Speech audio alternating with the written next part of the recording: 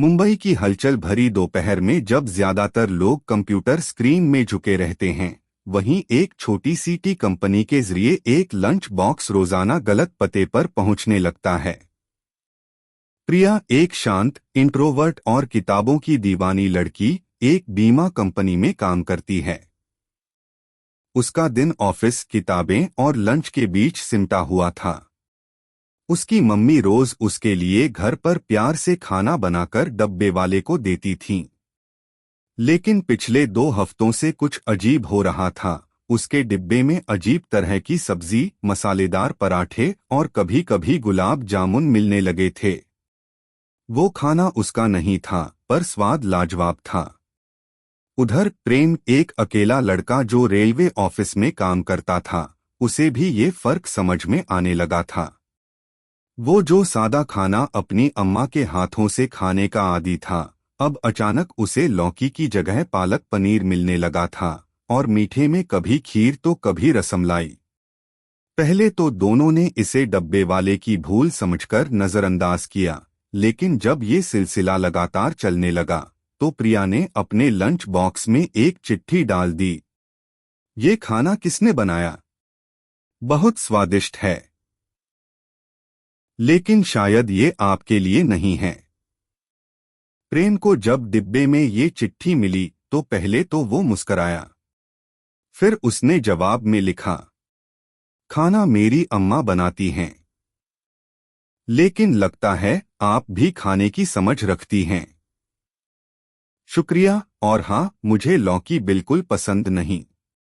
इसके बाद तो जैसे लंच बॉक्स एक संवाद का पुल बन गया। हर दिन दोनों एक दूसरे को छोटी छोटी चिट्ठियां लिखते, कभी अपने बचपन की बात, कभी ऑफिस के झमेलों की, कभी किताबों की चर्चा और कभी सपनों की दुनिया। प्रिया को पहली बार महसूस हुआ कि कोई है जो उसकी चुप्पियों को समझता है। प्रेम को लगा जैसे कोई उसके अकेलेपन को पिघला रहा हो। चिट्ठियों में बातें बढ़ती रहीं, लेकिन मिलने की बात आते ही दोनों झिझक जाते। दोनों को डर था, क्या सामने आने पर वही भावनाएं रहेंगी? क्या हकीकत भी चिट्ठियों जैसी होगी? एक दिन प्रिया ने लिखा, क्या हम मिलने का साहस कर सकते हैं? एक कप चाय के लिए?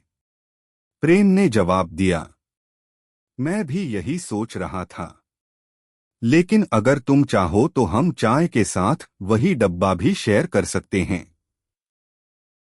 चाय की दुकान पर दोनों पहली बार मिले। प्रिया गुलाबी कुर्ते में, बाल खुले हुए, और प्रेम हल्के नीले शर्ट में, थोड़े झिझकते हुए। दोनों ने मुस्कुराकर एक दूसरे का स्वागत किया। बातचीत में वही अपनापन था, वही मिठास जो चिट्ठियों में थी।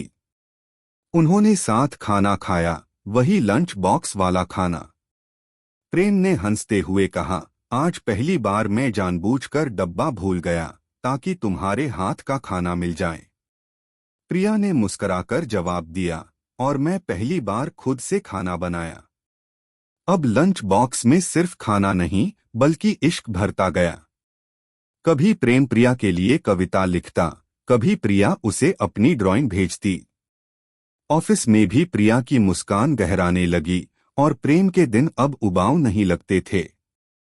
एक दिन प्रेम ने लिखा, क्या हम जिंदगी का लंच बॉक्स साथ बांट सकते हैं? हर दिन, हर दोपहर, हर रात? प्रिया ने डब्बे में गुलाब जामुन रखे और एक चिट्ठी। हाँ, लेकिन शर्त है, कभी लौकी मत खिलाना।